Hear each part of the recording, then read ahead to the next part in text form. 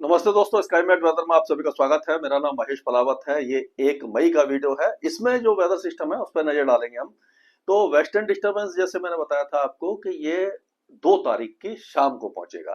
तो थोड़ा सा पीछे बना हुआ है, ये पहुंच जाएगा कल 2 मई की शाम को पहाड़ों पर पहुंच जाएगा। इसके प्रभाव से एक इंड्यूस्ड साइक्लोनिक सर्कुलेशन बनेगा, यानी प्रेरित चक्रवाती हवाओं का क्षेत्र जो आप देख सकते हैं, ये पाकिस्तान और उसके आसपास के इलाकों में बन रहा है। और एक और साइक्लोनिक सर्कुलेशन है जो आप देख सकते हो कि और पीछे है, पाकिस्तान से और पीछे ईरान और ये अफगानिस्तान के दक्षिणी इलाकों में दिखाई दे रहा है। एक विपरीत चक्रवाती हवाओं का क्षेत्र है जो अरब सागर पर है।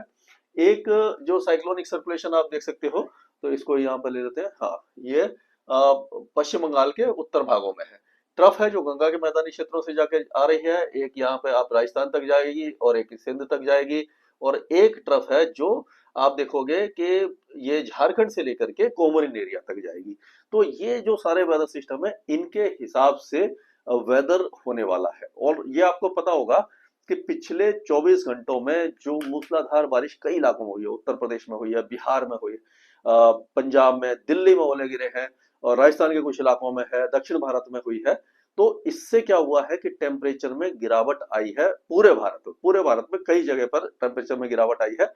और अगर हम देखें तो आज सुबह 8:30 बजे का ये जो मैप है, यानी कल 8:30 बजे, 30 अप्रैल की 8:30 बजे से 1 मई के 8:30 बजे के बीच में जो गिरावट है, ये जितने भी आप ये ब्लू कलर देख रहे हैं, ये है ड्रॉप इन टेम्परेचर है। 24 आवर्स ड्रॉप है।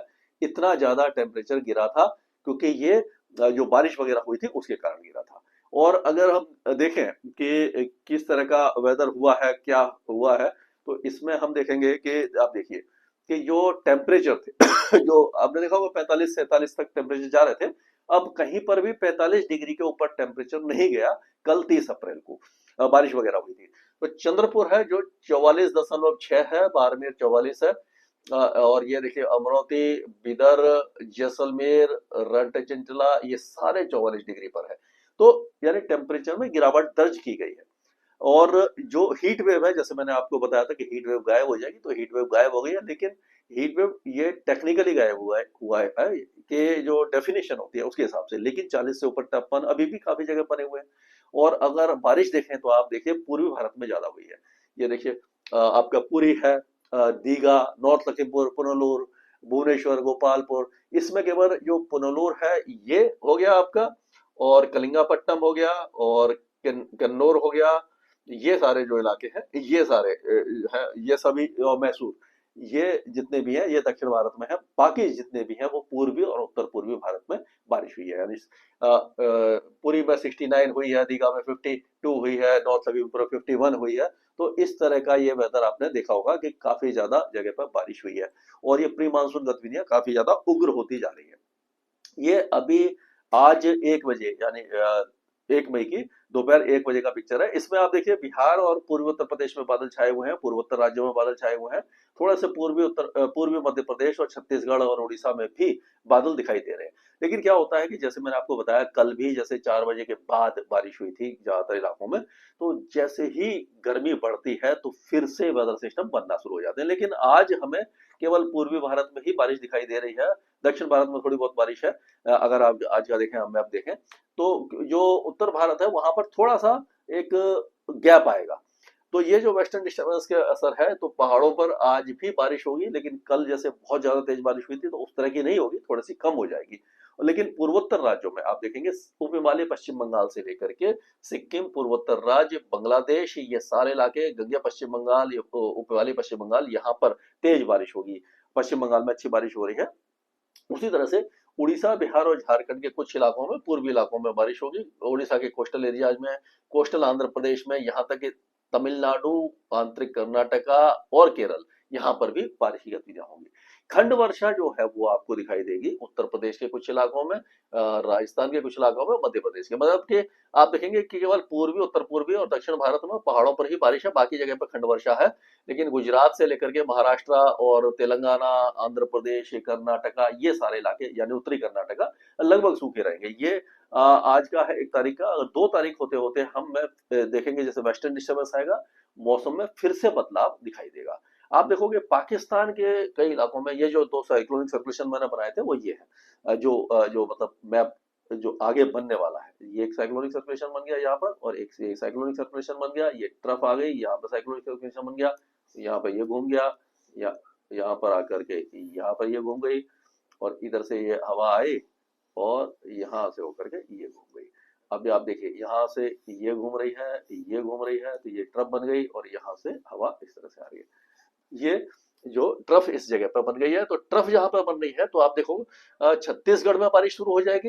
आपका जो पूर्वी बिहार, पूर्वी झारखंड, पश्चिम बंगाल में रहेगी। उड़ीसा के साथ साथ आप देखेंगे छत्तीसगढ़ और आंध्र प्रदेश के कई इलाकों में बारिश रहेगी। और ये जो पश्चिमी तट है, मुंबई से लेकर के गोवा के बीच में बादल वगैरह छा सकते हैं। बारिश की संभावना कम है, बादल वगैरह गरज सकते हैं, थोड़ा सा मौसम में बदलाव दिखाई दे रहा है। पंजाब और हरियाणा के साथ साथ दिल्ली एनसीआर में भी ये 2 तारीख के दोपहर बाद से गरज चमक के साथ बौछारें पड़ सकती हैं।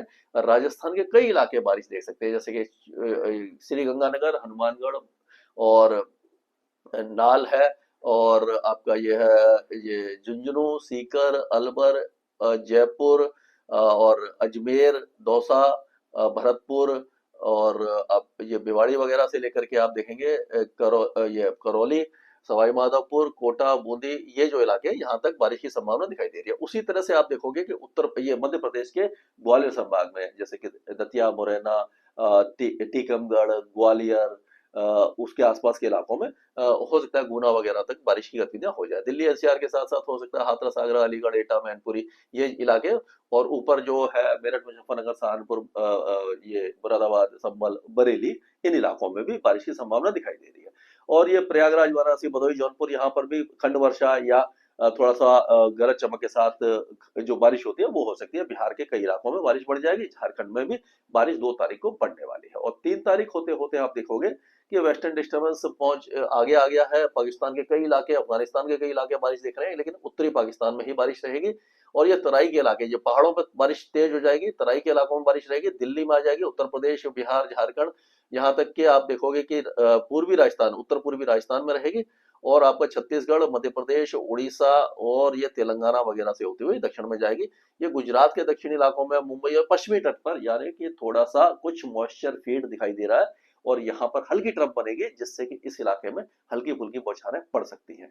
ये है 3 तारीख का मौसम। और 4 तारीख होते होते आप देखोगे कि राजस्थान के कई इलाके बारिश देखना शुरू कर देंगे, और उसके साथ साथ मध्य प्रदेश, छत्तीसगढ़, उत्तर प्रदेश, बिहार, झारखंड, पश्चिम बंगाल, उड़ीसा, यहाँ तक कि तेलंगाना, आंध्र प्रदेश, दक्षिणी कर्नाटक, तमिलनाडु और केरल, यानी 4 तारीख को ये झमाझम बारिश कई इलाकों में रहेगी। गुजरात के कुछ इलाकों में भी कुछ वेदर एक्टिविटी दिखाई दे रही है। मुंबई वगैरह में भी 4 तारीख को कुछ मौसमी गतिविधियां हमें दिखाई दे रही हैं। तो इस तरह का मौसम, ये माहौल रहने वाला है। तो 2 तारीख से ही मौसम थोड़ा सा बदलेगा, और उसके बाद में जाकर के ये चेंजेस आपको दिखाई देना शुरू हो जाएंगे। तो यानी कि आप कह सकते हो कि जो शुरुआती दौर है, यानी पहले 8-10 दिन जो मई के हैं, वो बहुत ज्यादा गर्म नहीं होने वाले हैं।